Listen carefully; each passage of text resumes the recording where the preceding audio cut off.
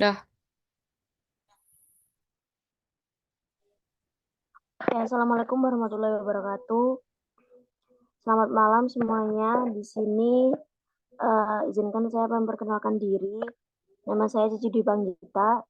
Saya selaku moderator untuk memandu jalannya presentasi pada hari ini. Jadi hari ini akan dipresentasikan materi konstitusi oleh Zahwa Alifia Maharani. Kepada Zahwa, waktu dipersilahkan. baik. Terima kasih Mbak Cici. Perkenalkan lagi, saya Zawalifia Maharani. Di sini saya akan mempresentasikan bab 4 tentang konstitusi. Pendahuluan, pada era modern ini, konstitusi menjadi landasan utama dalam menetapkan aturan dan tatanan kehidupan suatu negara. Sebagai dokumen hukum tertinggi, konstitusi mengatur pembagian kekuasaan, hak-hak dasar warga negara, dan mekanisme pengambilan keputusan dalam sebuah negara. Konstitusi Indonesia yang dikenal sebagai Undang-Undang Dasar 1945 memiliki perjalanan sejarah yang panjang dan penuh tantangan. Dibentuk pada masa perjuangan kemerdekaan, konstitusi ini mencerminkan semangat dan cita-cita para pendiri bangsa dalam membangun negara yang demokratis, adil, dan berdaulat. Namun, seiring dengan perkembangan zaman, konstitusi juga mengalami berbagai revisi dan penyesuaian untuk menjawab tuntutan dan perubahan zaman.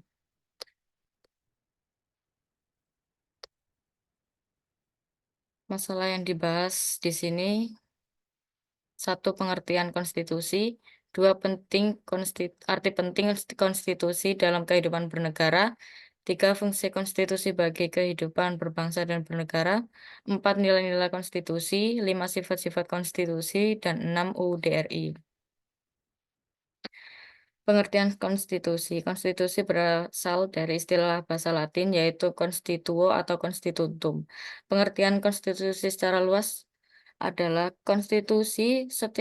setiap ketentuan yang ada kaitannya dengan keorganisasian negara yang terdapat dalam UUD. Artinya, konstitusi merupakan dokumen hukum resmi dengan kedudukan yang sangat istimewa, baik dalam bentuk tertulis maupun tidak tertulis. Beberapa ahli ketatanegaraan yang menyatakan pengertian konstitusi atau sebagai berikut. Satu, menurut E.C.S. Wade, konstitusi adalah naskah yang memaparkan rangka dan tugas-tugas pokok dari badan-badan pemerintah suatu negara dan menentukan pokok cara kerja badan tersebut. Dua, Khairul Anwar, konstitusi adalah fundamental law tentang pemerintah suatu negara dan nilai-nilai fundamentalnya. Tiga, Sri Sumantri. Konstitusi adalah suatu naskah yang memuat suatu bangunan negara dan sendi-sendi sistem pemerintahan negara. Konstitusi sebagai suatu aturan dasar yang dibentuk dalam mengatur hubungan antar negara dan warga negara harus memuat unsur-unsur.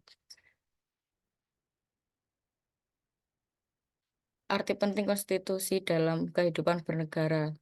Konstitusi memiliki kemuliaan dan arti penting bagi kehidupan suatu negara. Kemuliaan suatu konstitusilah yang menjadikannya sebagai fundamental law atau hukum dasar dan the high law atau hukum tertinggi. Hal itu dikarenakan konstitusi dapat disamakan dengan suatu piagam kelahiran suatu negara baru. Konstitusi memiliki arti penting bagi negara karena tanpa konstitusi bisa jadi tidak akan terbentuk negara. Konstitusi menjadi barometer kehidupan negara yang syarat dengan bukti sejarah perjuangan para pahlawan. A. Hamid S. At-Tamimi menyatakan bahwa konstitusi sebagai pemberi pegangan dan pemberi batas dan sekaligus pegangan dalam mengatur bagaimana kekuasaan negara itu akan dijalankan. Konstitusi juga memberikan arah dan pedoman bagi generasi penerus bangsa dalam menjalankan suatu negara. Konstitusi memiliki kedudukan istimewa dan menjadi sumber hukum utama. Konstitusi merupakan dokumen nasional yang bersifat mulia dan istimewa, dan sekaligus merupakan dokumen hukum dan politik.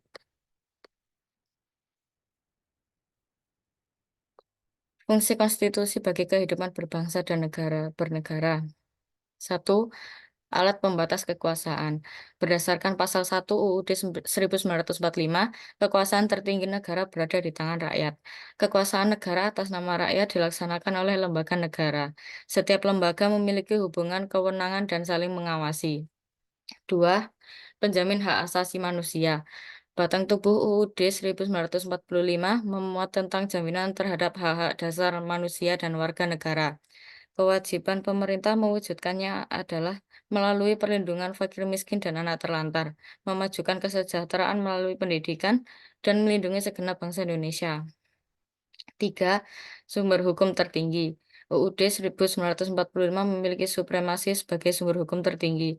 Kedudukannya lebih tinggi dibanding kekuasaan. Supremasi ini dimuat dalam pasal 1 ayat 3 UUD 1945 yang menyatakan bahwa Indonesia adalah negara hukum. 4. Piagam kelahiran negara baru dan identitas nasional. UUD 1945 disahkan pada tanggal 18 Agustus 1945, sehari setelah proklamasi kemerdekaan Republik Indonesia. UUD 1945 menjadi tanda lahirnya negara baru yang merdeka sekaligus sebagai identitas nasional dan lambang persatuan. Nilai-nilai konstitusi. 1. Nilai normatif. Norma konstitusi dipahami, diakui, diterima, dan dipatuhi oleh subjek hukum dan berjalan dalam kenyataan. 2. Nilai nominal. Norma konstitusi tidak dipakai sama sekali sebagai referensi atau rujukan dalam pengambilan keputusan. 3. Nilai semantik. Norma konstitusi hanya dihargai di atas kertas dan dijadikan jargon atau semboyan sebagai alat pembenaran belaka. Sifat-sifat konstitusi. 1. Fleksibel atau luas dan rigid atau kaku. Penentuan cara mengubahnya yaitu dapat tidaknya menyesuaikan diri dengan perkembangan masyarakat. 2. Tertulis dan tidak tertulis. Disebut tertulis karena ditulis dalam suatu naskah, sedangkan suatu konstitusi disebut tidak tertulis karena ketentuan-ketentuan yang mengatur suatu pemerintahan tidak tertulis dalam suatu naskah tertentu, melainkan dalam banyak hal diatur dalam konvensi-konvensi atau undang-undang biasa. UUD RI, Undang-Undang Dasar 1945 adalah dokumen konstitusi tertulis yang menjadi landasan hukum utama Republik Indonesia. UUD 1945 menjelaskan prinsip-prinsip dasar negara, hak-hak dan kewajiban warga negara, serta struktur pemerintahan. Perubahan UUD 1945 dijelaskan pada subjek di bawah, yaitu A. Perubahan 1 diadakan pada tanggal 19 Oktober 1999. Pada amandemen ini, pasal-pasal UUD 1945 yang diubah ialah ada 9 pasal. B. Perubahan 2 diadakan pada tanggal 18 Agustus 2000. Pada amandemen 2 ini, pasal-pasal UUD diubah ada 24 pasal. C. Perubahan 3 diadakan pada tanggal 9 November 2001. Pada amandemen 3 ini, pasal-pasal UUD yang diubah ada 19 pasal. D. Perubahan 4 diadakan pada tanggal 10 Agustus 2002. Pada amandemen 4 ini, pasal-pasal UUD yang diubah ada 17 pasal. Kesimpulan, konstitusi merupakan pondasi hukum yang menetapkan struktur pemerintahan, hak-hak dasar warga negara, dan kewenangan lembaga-lembaga negara. Konstitusi bertindak sebagai perjanjian sosial yang mengatur hubungan antara pemerintah dan rakyat, serta antar pemerintah dalam suatu negara. Dengan mengikuti prinsip-prinsip yang terkandung dalam konstitusi, sebuah negara dapat menciptakan sistem yang adil, stabil, dan berkeadilan bagi semua warganya. Pentingnya konstitusi juga terlihat dalam menjamin perlindungan hak-hak individu, membatasi kekuasaan pemerintah, serta memastikan proses pemerintahan yang transparan dan akuntabel. Melalui proses pembentukan, pengamandemen, dan penegakan konstitusi, sebuah negara dapat bergerak menuju masyarakat yang lebih demokratis, beradab, dan sejahtera bagi seluruh warganya. Sekian presentasi dari saya. Apakah ada pertanyaan untuk teman-teman sekalian?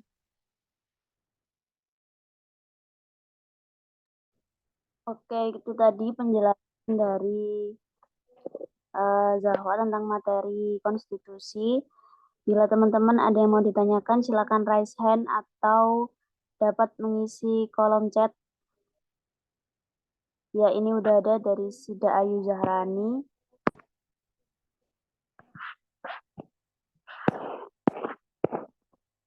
Pertanyaannya adalah contoh penerapan nilai nominal dalam kehidupan sehari-hari. Silakan dijawab, Mbak Zahwa.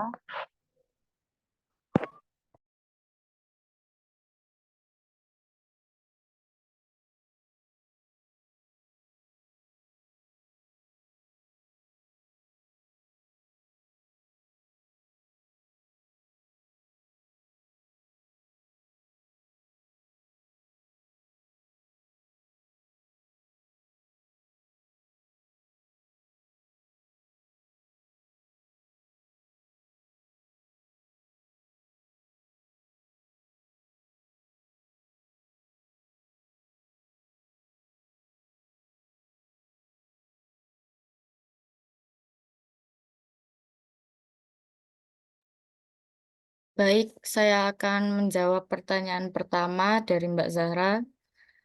Nilai nominal pada hak dan kewajiban warga negara menekankan pada pentingnya melakukan suatu hak dan kewajiban dengan fungsinya yang jelas sesuai dengan peraturan yang berlaku.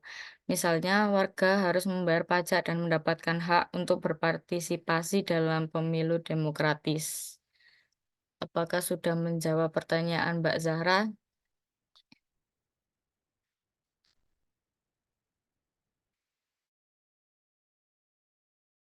Oke, pertanyaan selanjutnya dari Ayu Valencia.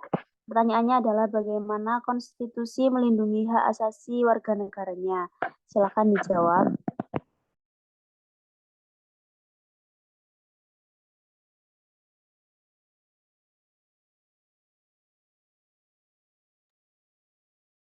Ya, saya akan menjawab pertanyaan dari Mbak Ayu Valencia.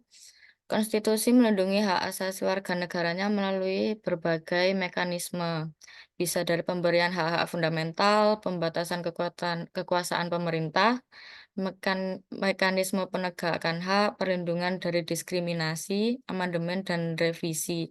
Dengan adanya mekanisme-mekanisme tersebut, konstitusi menjadi instrumen yang penting dalam memastikan perlindungan hak asasi warga negara dan mempromosikan keadilan serta kebebasan dalam suatu negara. Apakah sudah terjawab, Mbak Ayu Valencia? Sudah, Kak. Terima kasih. Ya, terima kasih. Oke, itu adalah pertanyaan dari teman-teman yang juga mengakhiri sesi Zoom pada hari ini. Saya sebagai moderator, mohon maaf bila ada salah. Wassalamualaikum warahmatullahi wabarakatuh. Waalaikumsalam warahmatullahi wabarakatuh. Makasih teman-teman Terima semuanya. kasih. Si Kak Zahwa. Dadah.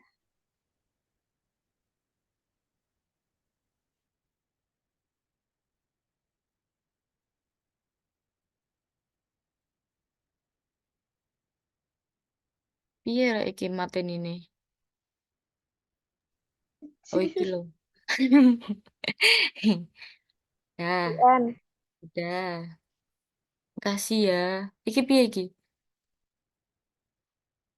Udah.